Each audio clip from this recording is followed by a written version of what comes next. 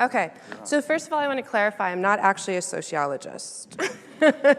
I don't see myself as a science person. I'm okay, I'm not even going to use big words today. So I'm actually a grassroots person. I come from a community organizing background. I work for the Minority Health Disparities Initiative now. And my boss, Kirk Dombrowski, is an anthropologist that was recently recruited from CUNY by the sociology department. And he is a data-driven anthropologist. He works with some of the social networking that Julia kind of glanced over. And his question and his belief is, as a state institution, our research should be responsive to the state that we live in. And as Minority Health Disparities Initiative, one of the things that we have come across and figured out is that for some reason, these populations, diverse populations, not just in Nebraska, but across the board, seem to be very hesitant about engaging with researchers, engaging with science in general, but more specifically to my problem and complication, is with researchers. And so we went to the community, had a few conversations, just real briefly, because you have to understand I'm brand new to this. I just got hired this summer.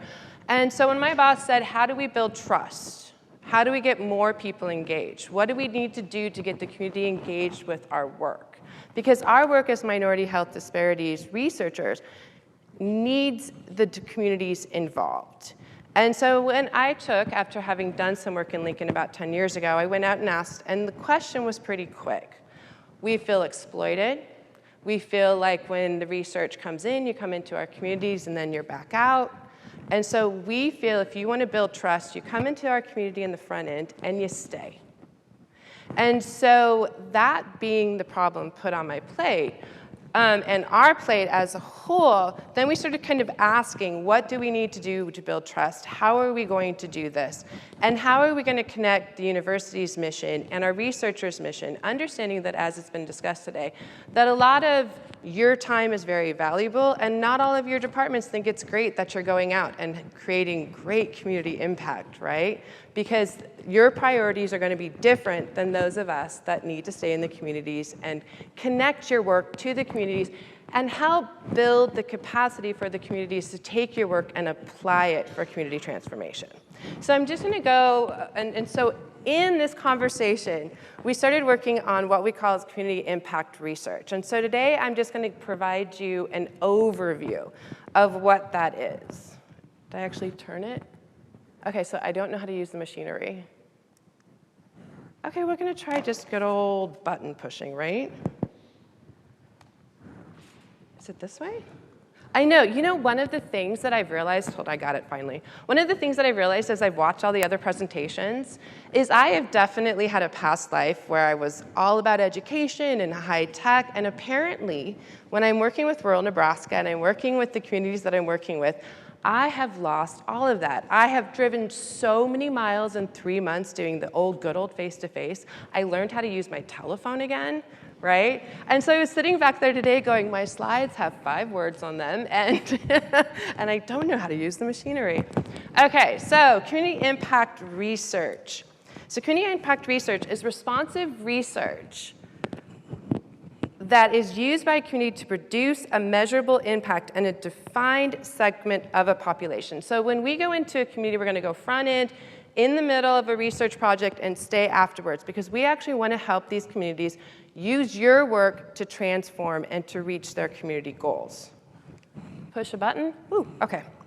And so this style of research has taken on many forms, and you might be more familiar with what I call the kissing cousins, because we're building community impact, which is our little code name for this, on the foundation of community engagement, which I've been hearing that word a lot today, a little bit more about community outreach, and community-based participatory research model. Now, for social scientists, I think it takes just another bent, because all of these models, when we're talking these models, use community input to actually, in one form or another, to actually design their research. Community impact, what sets us apart from those other traditional community engagement models is that MHDI builds long-term sustainable partners to increase community capacity building and the interventions based on our responsive research. So we're actually working with the communities. So why engage in community impact research, right? The departments would tell most of their researchers you're spending too much time in the community. So why go out and actually spend this much work other than having morals and values that makes you feel like you should be doing that, which is one of the things that does drive our shop, just so you know. So our team answered this question in the framework of the current UN system zeitgeist, which is kind of, I heard touched on earlier, which is our funders are saying we need to have true outreach and community engagement components. And one of the things, we actually work a lot with the National Institute of Health. That's our big grant funder. And one of the things that we're seeing is that they are upping their game on what they think. And so we're not able to just get away with knowledge dissemination anymore on our game. We actually have to show more pertinent outcomes with the minority and diverse cultures that we're and communities that we're working with. So, nope, I was there.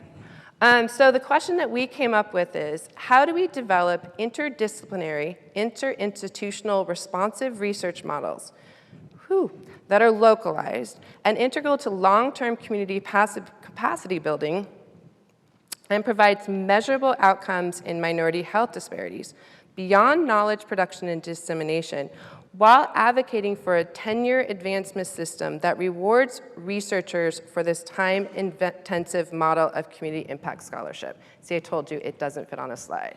So we get that we're actually asking several questions in one. But today I'm going to just kind of touch a little bit on one of our first answers to addressing the first half of it, which is how do we develop interdisciplinary, interinstitutional responsive research models. Say that 3 times fast, right? Models that are localized and integral to long-term community capacity building. And this is kind of in the framework. I don't know, how many of you are familiar with the Food for Health initiative that has come out, that has the social sign? Okay, the hands were low. So, okay, thank you. And right now it's a big push in the UN system to trying to create these kind of partnerships across East Campus in downtown, not only East Campus and downtown, trying to get UNO, working with UNK, working with UNMC, and there's actually going to be quite a push with seed and pilot funding to start address issues specific to Nebraska. And so one of our first answers was in the realm that community health is community development. And so just to give you a little bit of background, traditionally in community health, you have seen that public health gets addressed in a silo, kind of like how research happens, right? So we know that this group of people are getting awful sick. They have a tendency to have high diabetes rates. They have a tendency to have high cardio. And so we're going to come over here and we're going to try to see how these interventions are working as public health interventions. What they're not taking into consideration is a lot of these minority groups are also, not all of them, but enough when we're really talking about the health disparities. They're also living in poverty. They're having trouble accessing healthcare. They're having trouble accessing transportation. And so historically, you've been working on the social determinants over here, and you've been working on public health over here.